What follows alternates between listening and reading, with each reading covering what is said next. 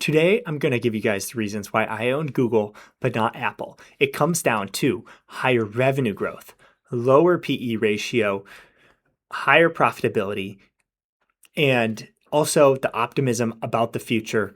Lastly, Google has more low marginal costs to their products. So let's break into each one of those. So Google is earning $9.11 in the last earnings.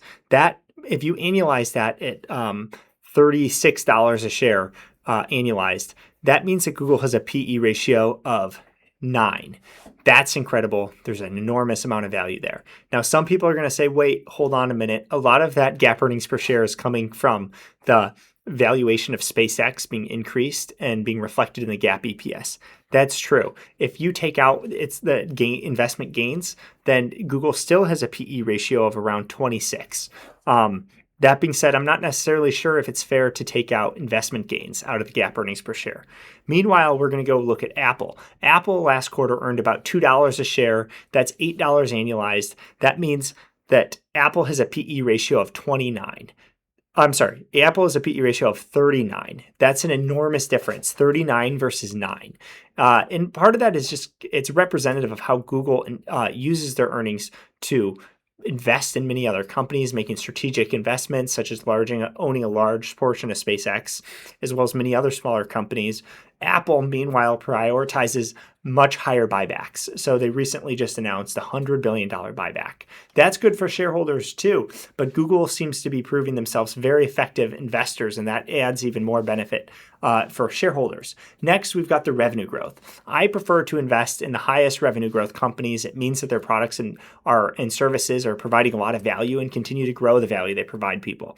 Apple's growing their revenue at 16% year over year. Meanwhile, Google's growing their revenue at 24% year over year. So again, much higher, so not only does Google have much higher revenue growth, they also have lower valuation metrics. I think the combination of those two things makes Google a much clearer choice. Lastly, Google has a higher low marginal cost. They have lower low marginal cost. So what does that mean?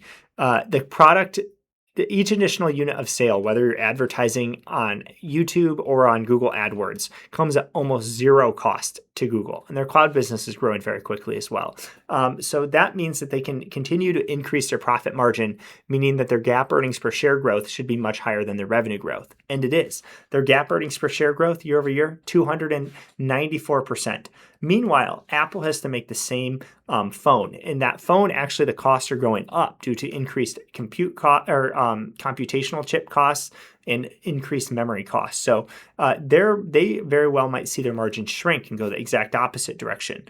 And recently, in their last quarter, their GAAP earnings per share growth was only 28%. So almost 10x. Google's is almost 10x higher. So I like the low marginal cost aspect of Google. I like that. I dislike that Apple actually is having to increase their costs to cover higher things. I think that could actually push their revenue growth down to zero or even negative over the next 12 months. I like the lower valuation metrics in Google, and I like the higher profitability. The low PE ratio. I think Google, I'm very optimistic for its future. I am an active ETF manager. I manage the AOTG ETF. That means I don't just buy a basket, but I try to pick amongst the large cap growth and tech names, my favorite ones that I think provide the highest amount of potential for shareholders going forward. So you guys, thank you for listening. I'm John Tinsman.